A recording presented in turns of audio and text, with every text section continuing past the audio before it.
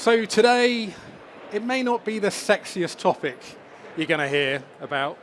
Indeed, you can probably not walk 10 meters without somebody talking to you about AI, right? But it's the topic that's important. It's the topic that gets us into trouble when we get it wrong. It's the topic that can get us fined. So it really is an important topic, and it's something that we are both passionate about. My name's Simon Witkiss. I'm Chief Product Officer at Ciphr, and today I'm joined by Claire. Hi, I'm Claire Warner, and I'm the regulatory analyst at Ciphr. So I've got a lot of responsibility to make sure we get things right, apparently. So a little bit about Ciphr. I think the main thing we'd say is the clicker's not working. Huh?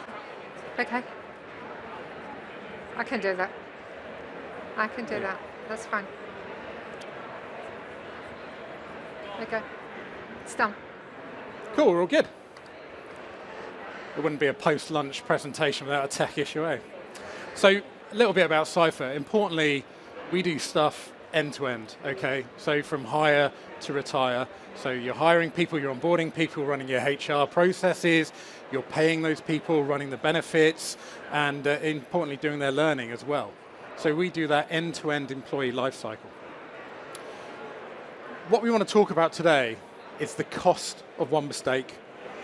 What we want to look at are the impacts of real-world mistakes. We want to talk about kind of a real, kind of practical roadmap that you can use to achieve better HR and payroll processes, and kind of give you some hints and tips on how actually you can make that through. So I think the cost of one mistake, we've all been there, 10 p.m., 3 a.m., you kind of wake up, bolt upright, wide awake, and you just realize something is happening in tomorrow's pay run, and there should have been a change that should have happened. Now, Claire, you've lived and breathed this world all your life, right? Yeah, I've been doing payroll way more years than I would care to admit. So you do come across, everybody does it, you suddenly wake up in the middle of the night and you think, oh, I haven't done. Now, when we do remote working, that's actually harder because you don't see people face to face. So if, for example, you are having regular calls with a lady, you don't necessarily know that she's expecting a baby and is about to go off on maternity, but it's absolutely critical that that data does flow through the whole process, so that not only do we get it right for the employee, we get it right for the employer, and we give them confidence that we're looking after them at this difficult time.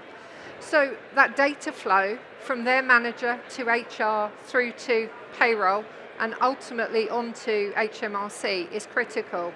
Yeah. It gives us all sleepless nights. We know it does. Absolutely, and I think importantly, the compliance landscape is changing. We've had the Employment Rights Act land this year, and I think there was a pretty important consequence of that, right, Claire? Yes, so what was one of the biggest consequences of the Employment Rights Act? Well, apart from the SSP changes, the new enforcement body, the Fair Work Agency. So this is a new enforcement body. They are going to, in their words, provide us with clearer, better guidance. But the payoff for clearer, better guidance is that we need to do better. We need to be more compliant. We need to be more accountable. They're going to look at things like compliance for minimum wage, holiday pay, which we all know is a bit of a nightmare, SSP, and anything else that they're going to pick up along the way. So all of that is actually going to be critical and audited by the Fair Work Agency. Simon? Yeah, so I think importantly, the Fair Work Agency have got access to your data, okay? They've got access to all of that RTI data, and here's the dirty little secret, right? That RTI data has been flowing for years. Have HMRC really been looking at it? Probably not. But now, with the advent of AI and machine learning technology, that changes, okay? They have got tools in their armory that they did not have 2 years ago, okay? So those agencies are going to be using your RTI data, your Making Tax Digital data, and they are absolutely going to be analyzing that to look for any anomalies in your data and things like that.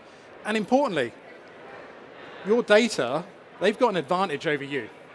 because you've only got your data. They've got everyone's data. So they've got data for you, your next door neighbor, your competitor, basically every business in your sector, Fair Work Agency are going to have access to. So they are going to see the anomalies in your data before you will probably even spot them, okay? They have got this data. They are going to absolutely scrutinize it with the tools at their disposal. And that's important, because compliance failures, they don't come from bad decisions. No one goes into work one day and says, hey, I'm going to really screw this up and get some fines. It comes from bad data, pretty much universally. Compliance problems stem from bad data. So, importantly, what can we do about it? This is spent ages with ChatGPT creating this image. It's our spreadsheet roulette of doom. We're going to do a little show of hands. Who here can tell me, hand on heart, that there is not a single spreadsheet in your HR to payroll processes on a monthly or annual basis? You're a star. You're a star. It's spreadsheets, right? Spreadsheets. They are absolutely the challenge with this. Spreadsheets are where people go on holiday, and there's that change we need to make, and they've gone off sick, and who remembers where so-and-so put V1.5 of that spreadsheet? It is one of the problems about it. So 4 areas where spreadsheets can really hurt people. Claire? Yes, so let's take a basic one, a real easy. We've got a starter on a Monday. It's a weekly payroll. HR know about it, but that data doesn't flow through. So that employee doesn't get paid on the Friday. What does that do? Well, A, we have an obligation to pay them accurately and on time, but it doesn't give them confidence that us as a company knows what's going on. They might have financial impact. They might be expecting that money to pay their rent, but also there's things like penalties and costs of one-off payments, so CHAPS payments, faster payments. All of that builds up. Then you've got to correct the data that's already gone over to HMRC, so you start getting into that routine. And if anybody else has ever been there, if you get it wrong for one employee one week, it's wrong the next week and the week after that. It's just logical that it keeps going and rolling through. You do catch up in the end, but that's just the way life goes. So what about then if we have a policy update? Simon? Yeah, so I think policy updates are interesting because you can kind of nail the regular stuff, lots of processes, plug any gaps, but policy updates are quite often the one-off, the irregular things. So say there's been a change to company shift policies or pension contributions. How often are your policy changes getting communicated via spreadsheet, or even worse, just over email? And then who knows where the errors can combine there. So policy updates, another source of kind of spreadsheet doom. Another one, manual workarounds. Yeah, well, actually, let's just go back to policy updates. How many of you actually had to update your sickness policy in the light of the SSP changes that came in April? That's a good point. Yeah. A lot of people had to go and revisit. Their sick policies were based upon SSP rules. So they had to go and do a change. That's got to get in the system somehow, right? Somehow that's got to feed through. But what about those manual workarounds? What if the only person that knows that manual workaround is absent? What if that manual workaround doesn't get through to the right person in a timely way? What if that spreadsheet crashes? And actually, how do you then audit that stuff? It's not as easy as it sounds, and the more touch points there are on manual documents, the more challenges you'll have for compliance. The more times that data gets touched, the more risk you are at.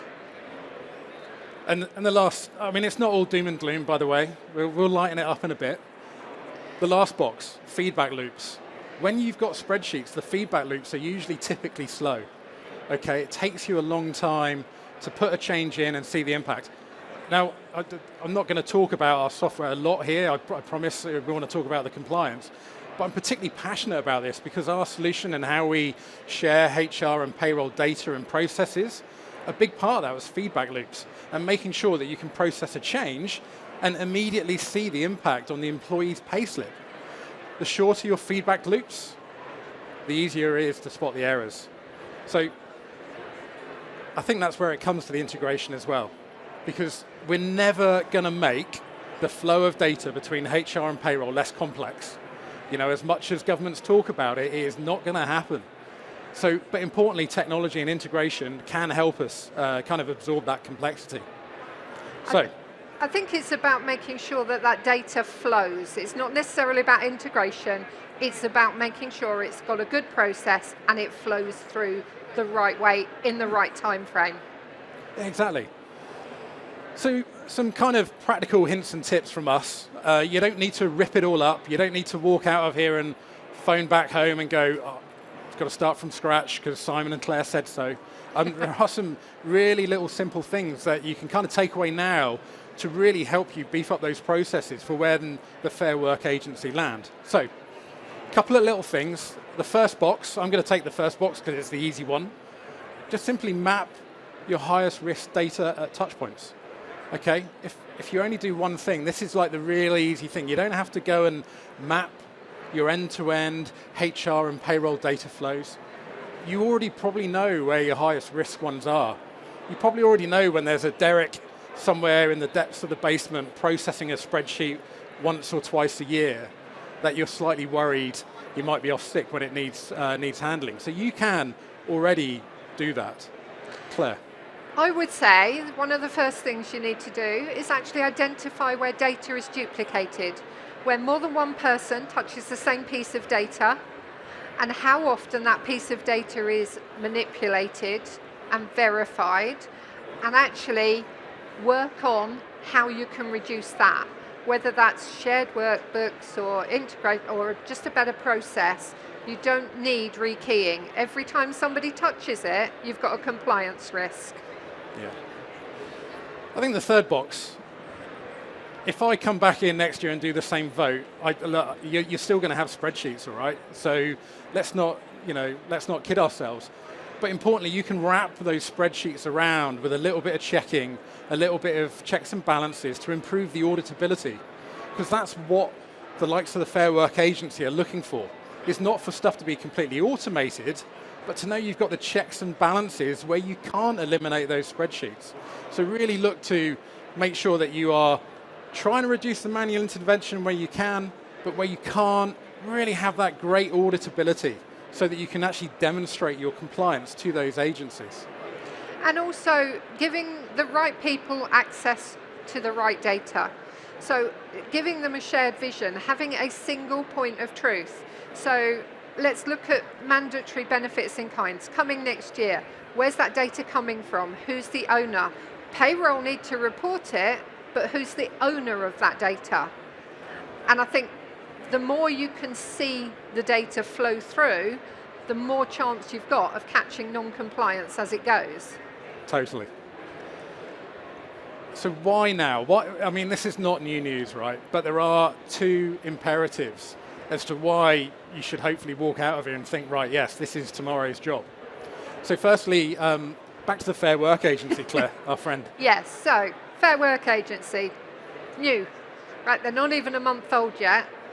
They're going to have targets. They're going to have to justify their costs. So we all know that if HMRC come in and do an audit, they have targets, right? The Fair Work Agency are the new body. They're the new guy on the block. They're going to come in. They're going to look at minimum wage. They're going to look at what you're doing with benefits. They're going to look at your holiday pay. And crucially, they're going to look at what you're doing with SSP. Now, we all know that there's a challenge with minimum wage. We all know that holiday pay can be a bit of a nightmare, to say the least. And now we've got the changes to SSP as well. They need to justify why they are there. They're giving us better guidance. They're telling us they're going to help us. They're going to look to help us improve. But there's a payoff to that. There will be penalties for non-compliance. They will be enforced more rigorously. And we need to be aware and be prepared. And that's not to scare you. Honestly, it isn't. It's just a fact of life. They're there, and they're going to do this stuff for you. Good points. And I think the other thing as well is AI, right? We are hearing a lot about AI today. AI is going to be super helpful in your day-to-day lives, okay? The tooling that is going to be at your fingertips to help you out here is going to be great. So literally at the moment, we are working on things like Sentinels. So these are AI agents that are running continuously in the background, checking your data, checking for anomalies, checking for errors, things like that. It's going to be running 24/7, and it's going to be checking far more than you can possibly do on a 9 to 5, even around your day jobs. But that only works when those Sentinels can see the data. So actually, if you've got a critical step in your workflow that is in someone's spreadsheet, that's on someone's hard drive, that's on their laptop, and they're off sick, the Sentinels aren't going to work. So you're not going to get the benefits of AI, you're not going to get the efficiencies, you're going to be more error prone. So again, now is a great time to start to bring these processes all together, because that's what's going to let you get the efficiencies from AI, as well as making sure that you hit those things that you need to do for the Fair Work Agency. And in this respect, kind of you almost need to think about AI as kind of a natural extension to integration. Okay, because when you integrate, you are going to, and bring your data together, you're going to get the benefits of AI.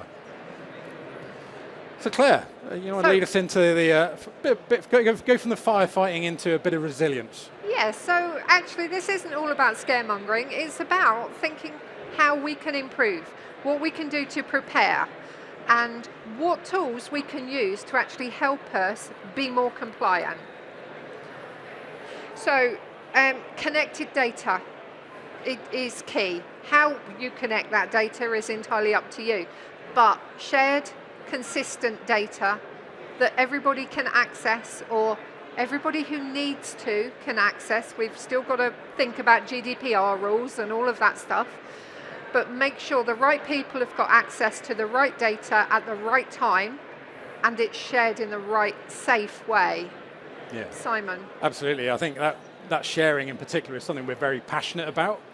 Because actually when people are operating in the same place, on the same data, it really does help reduce errors. Again, that's one of the concepts that we really took to heart at Ciphr when we built this. So for example, when your payroll administrator is expected to look at the data they're working on, they're in the HR system. They're not going into their separate systems. So it's about giving teams that common place to work, that common place where they can see all the data they need to see. And Claire? And for me, it's also about making sure the systems work for you, not you fight the systems. So it's designing systems that actually help you, not hinder you, because there's nothing worse than fighting a system to get what you want done. I know, I do it. So yeah, it's about finding that happy medium where the data is good, but the process is better. Look, as we say, you don't need to rip everything up and start again, but you do need to stop accepting gaps in your processes and your data and your systems, because the Fair Work Agency will not accept those gaps. And importantly, it's these little steps that how you go from firefighting on a monthly basis to having a resilient, auditable process, and that's a journey, and that can start from your next pay run, okay? So, Ciphr, we can help, okay? I would love for you to come and see the unique way in which we bring HR and payroll data and processes together. It is unique in the market, and we think can actually bring harmony to HR and payroll teams. That's my mission. Not quite world peace, but I'll take it. And importantly, it's all in the same system. And you can also come and see how you can also explore learning or analytics, all through the same easy-to-use interface. We're just over there, stand CC30, but we're just over there. Or you can find us on the website, ciphr.com.